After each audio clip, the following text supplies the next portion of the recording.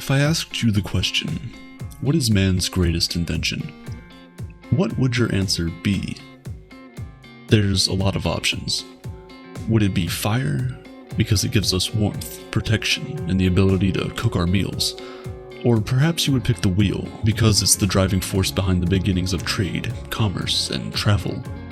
While both of these are excellent choices, most of the time when we think about the greatest inventions of mankind, we tend to forget one of the most important ones of all: money. But unlike man's other great inventions, money is immaterial. Maybe that's why we don't often think of it in the same breath as some of the other great inventions.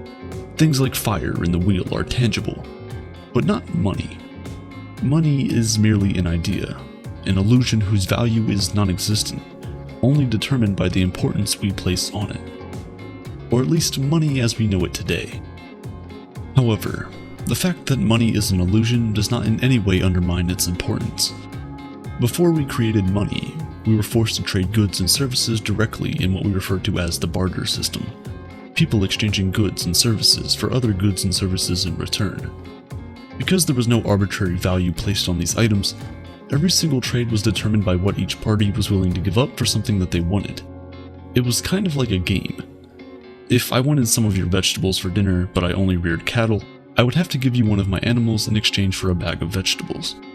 If I wanted shoes to wear, but I only made tents, I would have had to give you an entire tent in exchange for a pair of shoes.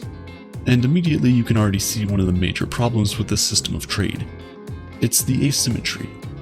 As a tent maker, there's no way I wouldn't feel cheated having to exchange an entire living space for simple footwear. Because there was no standardized medium of exchange, it was very difficult to get two people who needed things from each other to come to an agreement. Having to wait until a double coincidence of once where two people need the exact opposite thing at the same time was also very difficult and inefficient. And that wasn't all. You see, our money is not only a medium of exchange, it's also considered a store of value. And before the invention of money, some people could never store their wealth for no fault of their own.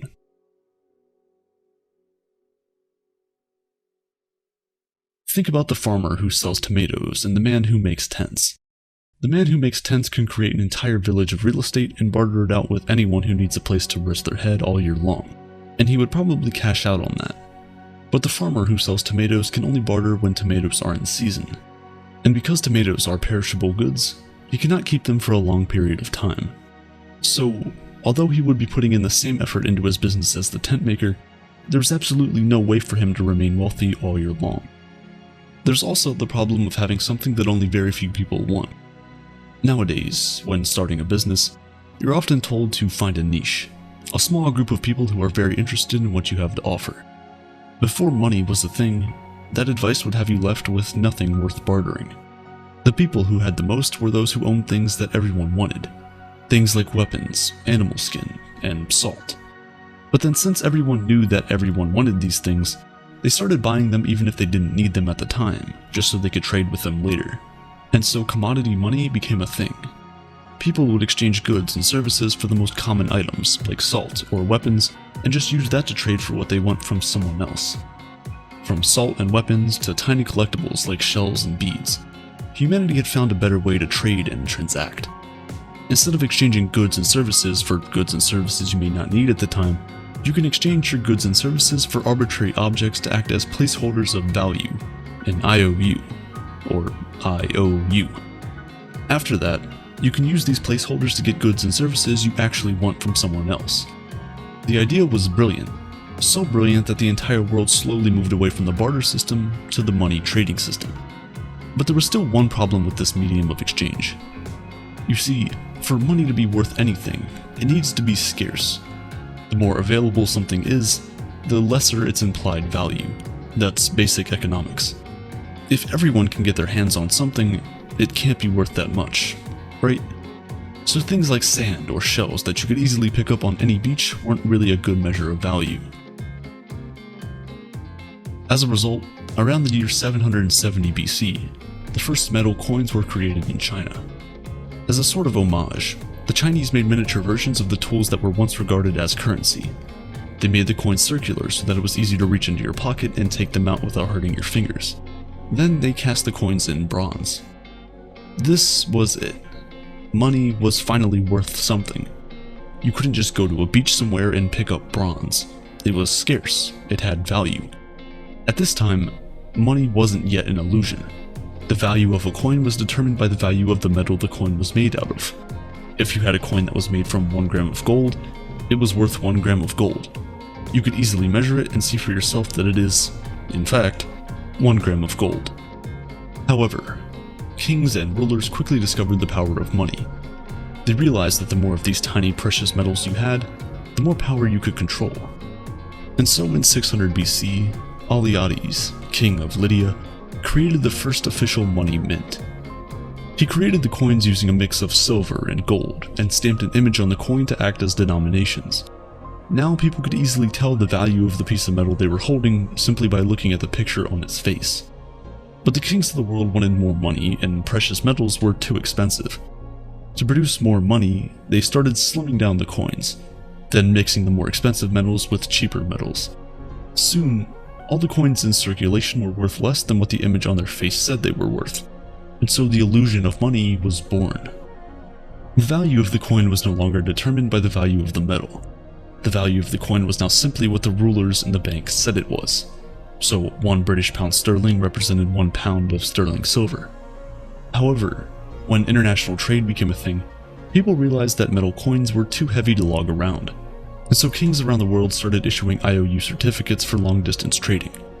Because these pieces of paper were stamped by the king, people trusted its value and believed that they could use it to get back whatever it was worth in coins, and that was true for the time being. As more of these IOU certificates flooded the market, people needed coins less and less, until finally, the paper was worth what we believed it was worth, even if we no longer exchanged it for physical pieces of gold and silver. From ancient kings to modern-day governments and central banks, money has remained an illusion, a mere representation whose value is determined by the importance people place on it. The most valuable banknote in circulation today is the 10,000 Singapore dollars note. Although not being produced anymore, this single piece of paper worth $7,345 at the moment is still regarded as a legal tender, so you can still use it to buy things, valuable things like houses, cars, and even metals like gold. The banknote itself costs less than 20 cents to produce, but the illusion of the fiat currency system means it's as valuable as 120 grams of gold. Fiat is the fancy word we use to describe the modern-day illusion. It's a Latin word that translates to "let it be done." It's a decree by the government that, in the case of money, determines what its value is and enforces it as legal tender. The illusion of money is one that we never really think about, but just like the kings of old, the governments of today understand the power of money and, as always, want more of it. They know that the more of these pieces of paper you have, the more power you have. So what do? Well, they can simply create more pieces of paper out of thin air. Yes, if, for example, the United States government wanted $340 million for, I don't know, maybe another F-22 jet, they can simply print the money to do so. But there's one problem with this: inflation. The thing about money is that primarily, it needs to be a means of exchange to be considered valuable. So the amount of money in circulation needs to reflect the output of the goods and services that are being produced. When more money is printed than there are goods and services, all other things being equal, the prices of these goods and services increase and the value of the money itself drops. This is why many economists, and even everyday people like you and me, are worried about the current global reserve currency, the United States dollar. 2020 was a terrible year for the entire world. In the wake of the pandemic, most economies had to be shut down.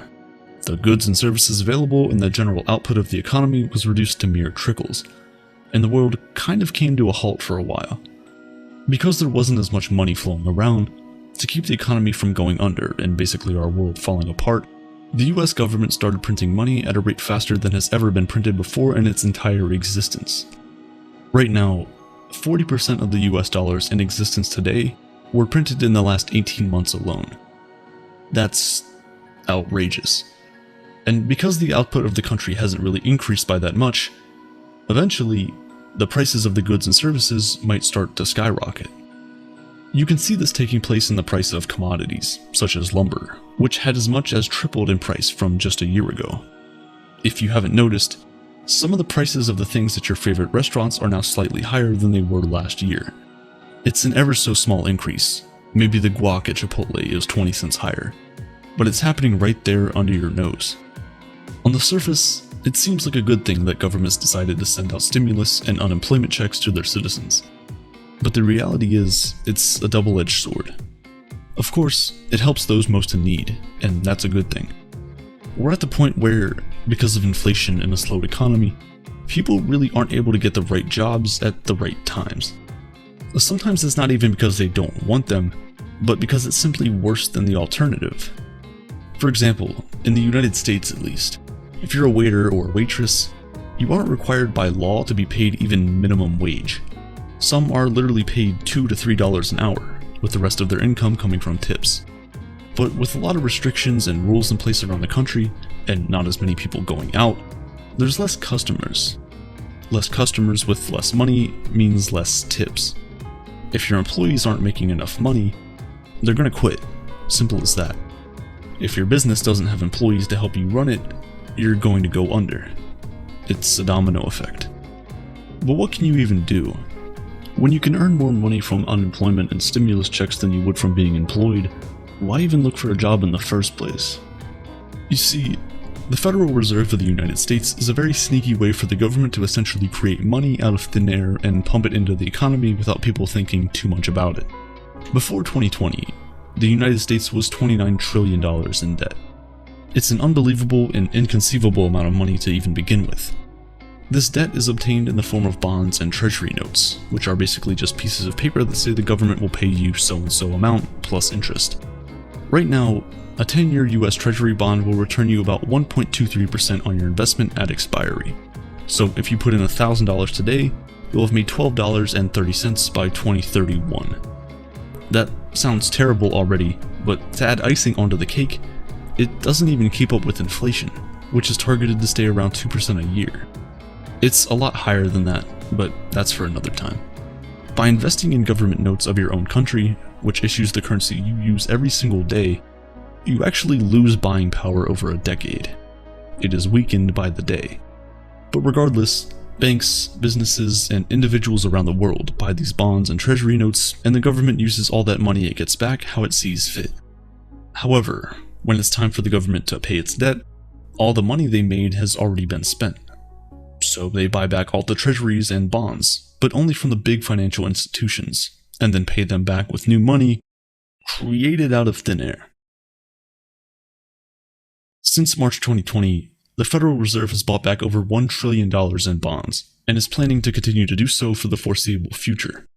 With all the new money pumped into them by the government, banks can now give out more loans to people, earn more interest, and help grow the economy. But this increases the total amount of money in circulation, reducing the value of each dollar.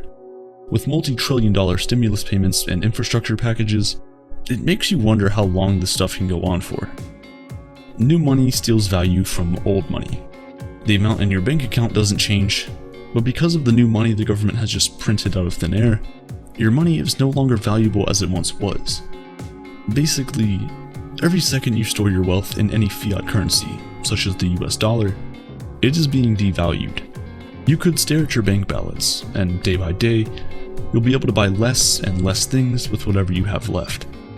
The reality that money is nothing but an illusion is one that we must all embrace, because only then will the path to financial freedom become clearer. It's all a game that never truly ends. Understanding that money does not have any intrinsic value in itself, but instead only inherits the value we give to it, will prevent you from trying to store up your wealth in currency. Instead, using that money to acquire assets that will appreciate faster than inflation is the only way to win the game. And it's not really winning, it's avoiding total loss. As more and more money is printed each and every day, the value of each dollar in your pocket will continue to decrease. But the dollar value of the assets around the globe will continue to appreciate in value. But it's all a mirage, it's smoke and mirrors. A stock market that is literally in up-only mode may make it seem like it's all okay. But it isn't. it's all denominated in the same currency that is slowly dying each and every day. For example, if you were to denominate the Dow Jones, which is just a performance measurement of 30 large United States companies, in terms of gold instead of USD, you'll see that we're basically at the same place we were in 1997.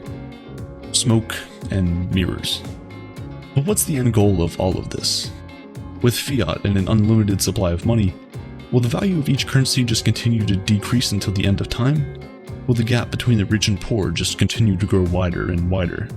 Or are we finally going to fix a problem as old as man itself, and stop placing our financial success in the hands of those who are destroying it day by day? Only time will tell. But just know, there is a way out.